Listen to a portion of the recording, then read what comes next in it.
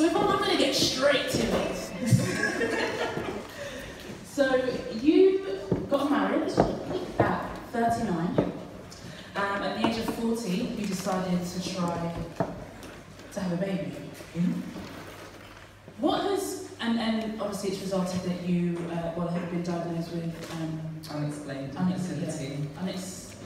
Unexplained infertility. Right. What has been the hardest part for you in your journey? I don't think there's been one thing. There's been so many different things. I mean, I was quite ambivalent about becoming a mum. And I actually didn't think I'd ever get married. So, you know, when I got married, I was like, yay, somebody chose me. This is brilliant. And then the first year of marriage was great, and I thought, I really want to add to my family.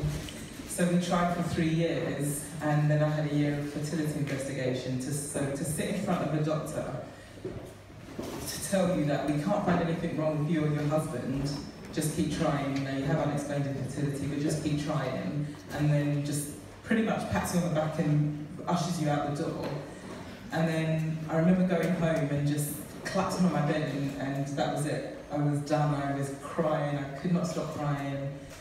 Then I'd go to a friend's house and I'd be around their young kids, and I just want to run out and cry and train and watch families, just want to get off and cry. I just did not understand why I was so sad. That really surprised me. I think that was probably the hardest part of it, because it was that place where I didn't know what was going on. What did you think you were sad about? I didn't actually know what it was. I suppose I was sad because I knew, as soon as the doctor told me that diagnosis, I kind of knew in my heart I'd never become a mum.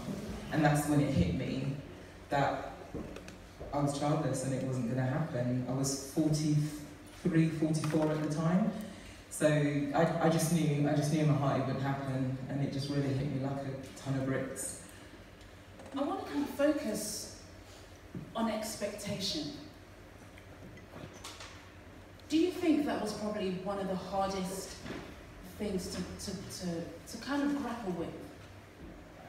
The expectation of, at one point, having a child, you know, that hope, and now the expectation of potentially something completely different. I think one of the things I realised is that no one ever told you that it might not be possible. Mm-hmm. Yeah. So you know, all the messages we have as young girls is one day you get married and one day you have kids, and it's always going to be in an order. Like, I know my dad told me he was going to go to university, he was going to get a good job, then I was going to get married, and then I was going to have children. So you always hear, wait till you have your own kids, wait till you're a mum. So there's no, even though I have aunts who are childless who are older, there was nothing in me that said that might not happen to you. You know, and I never heard anyone ever say that was an option, because really wasn't an option not to be a mum. And also, as a teenager, going into university and becoming a young adult, you're told, don't get pregnant.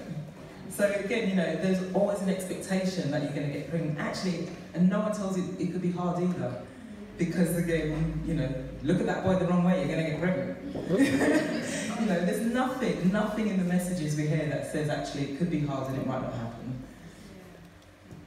So then just leading on from that then, the pressure to conceive. Now, you said you tried for 3 years, then you had diagnosis for the year after that. Was that quite a strong factor in kind of maybe deciding that, you know what, I don't want to do anything else? Yeah, it was a really interesting 3 years. I think because I convinced my husband that, you know, it'd be a good idea if we try, and you know, promised him loads of sex, so he was up for it. And you know, what man's gonna say no to sex? Come on.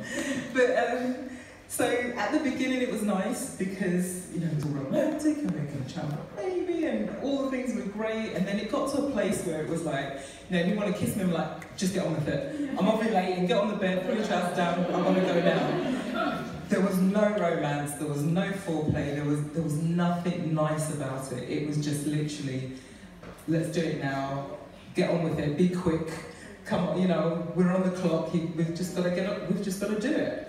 And the arguments and the disappointments and it just got so horrible. You know, one of the things that I know when I tell my stories, one of the messages I want to get across is that actually trying to conceive for a baby isn't always easy. And people have this thing that, you know, you didn't have a child, you must have brought you guys closer. And actually we were getting further and further apart from the journey. And I remember one day he just looked at me and said, "You're just treating me like a piece of meat." And I just stopped in my tracks, because I never expected to hear that from him, and it really hurt. It really hurt to realise that actually there was no love in this. It was just a process we were going through, and it had to end in a baby. And if it didn't, I don't know. I never thought of if it didn't at the time. I just thought we just have to do this, and it just became very robotic and very mechanical. At what point did you stop fighting and stop that intensity?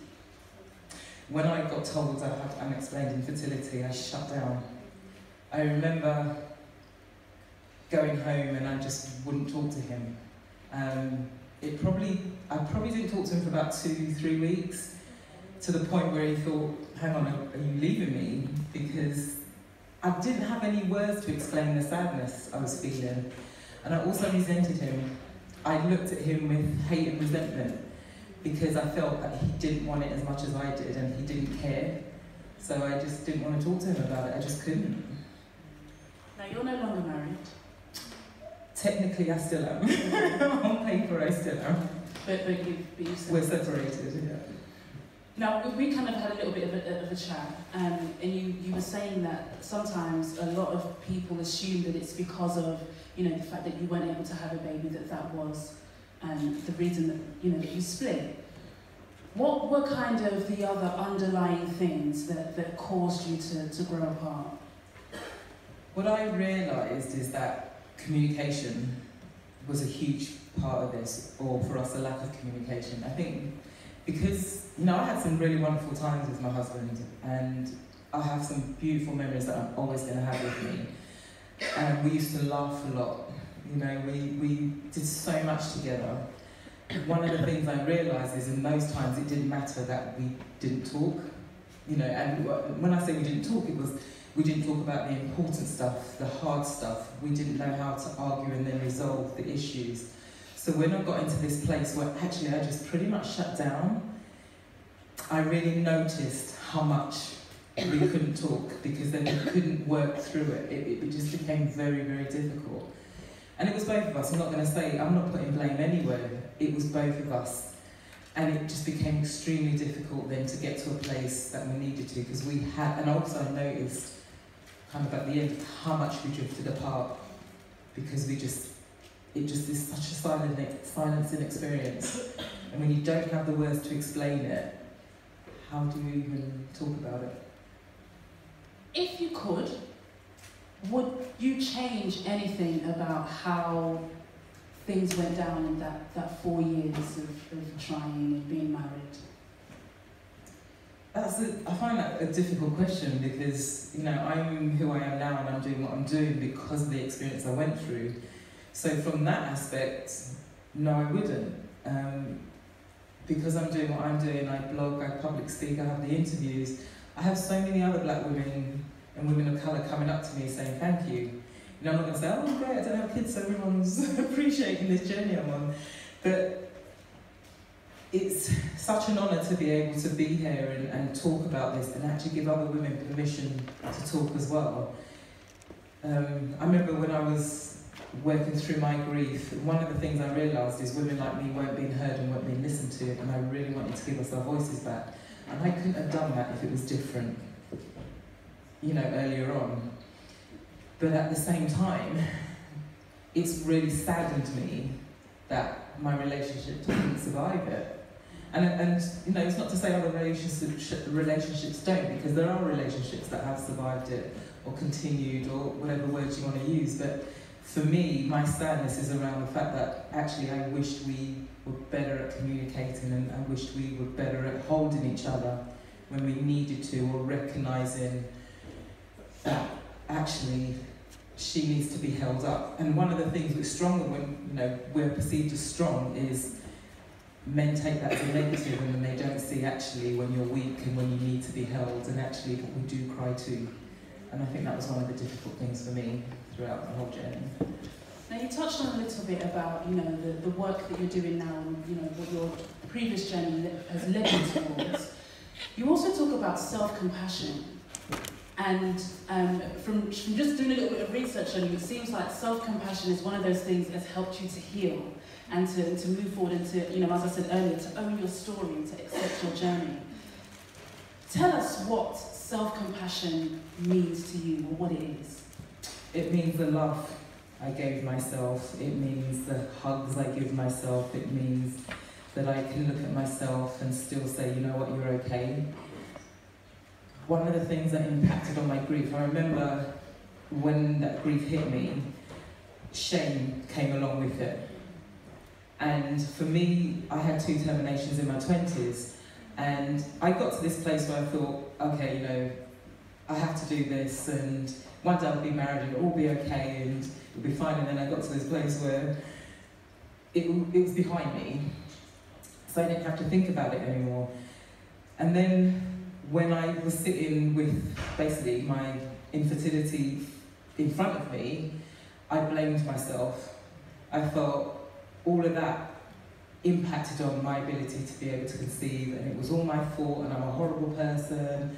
And that was part of what silenced me as well, because I felt like if I said to someone, you know, this is my situation, I'm really sad about it, they'll just say you didn't deserve to be a mum because you did, you know, you had your abortions in your 20s. So did anyone ever say that to you? No, I never heard it. Again, you know, shame can be such a silent experience, and it can really hold you back. And when I did the Plan B mentorship program with Gateway Women, and going through that journey, one of the things, and I did a lot of work on myself, and one of the things I did was write a letter to my younger self, and I forgave her for her past decisions, not her past mistakes, because they weren't mistakes, they were decisions I made, and they were decisions I made for a reason. And being able to accept that, being able to hold that truth, really helped me to hug my younger self and say, you know what, you weren't a bad person. Actually, you loved your children because that wasn't the right circumstance for them to be born in, and you wanted better for them. And to be able to get to that place gave me tremendous healing. And to be able to, as I said, hug myself, to be able to look at myself in the mirror with love and care, really made a difference to how then I could move forward. Now, you've made the decision to, well, I don't know how to phrase this, so you remain childless, and you've decided not to go about IVF or surrogacy. Would you ever consider that, you know, would you ever have children through another means if you wanted to? No.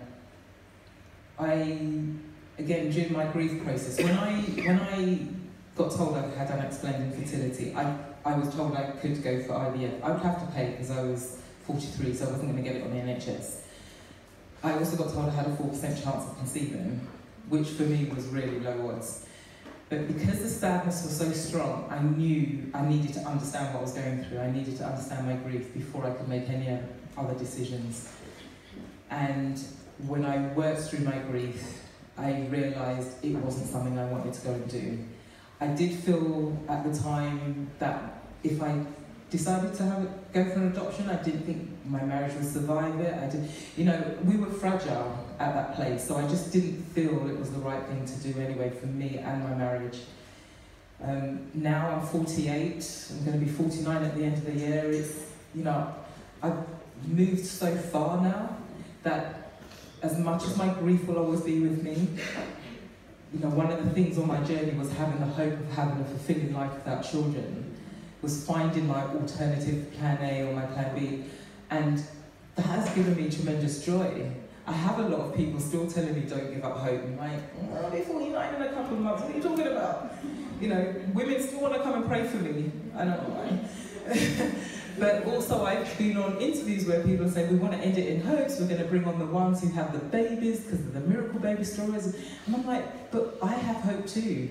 I have hope that my life is still going to be great. I hope that people are still going to look at me with love and joy, and I'm still an African. You know, I still matter as a childless woman. I still have a place. You know, when you go, I've sat with my dad and he's telling stories of his grandchildren, and he has this look in his eyes. He's such a family man, and I burst out crying because I'm like, you know, my dad's sitting there going, oh my God, what's going on? And I'm like, I'm never going to have this experience with you. You're never going to have those stories of my children. You're never going to have that look in your eye. What place do I have in this family? So it's really important for people to understand that we are allowed to make decisions, and it's okay. And even though I don't have a child, I made the decision to not pursue anything, but I still wanted to be a mum. I still grieve it, I'm still sad about it, but I matter. My life matters too, and I think it's a really important message to get out there. Can we give everyone a hand? I think what your story really hones in for me is just the power of who we are as women and as individuals, and that I don't only exist because I'm a mother, I exist because I'm a human being. So I want to say thank you so much for bringing that to the forefront. You've been amazing. Thank you so much.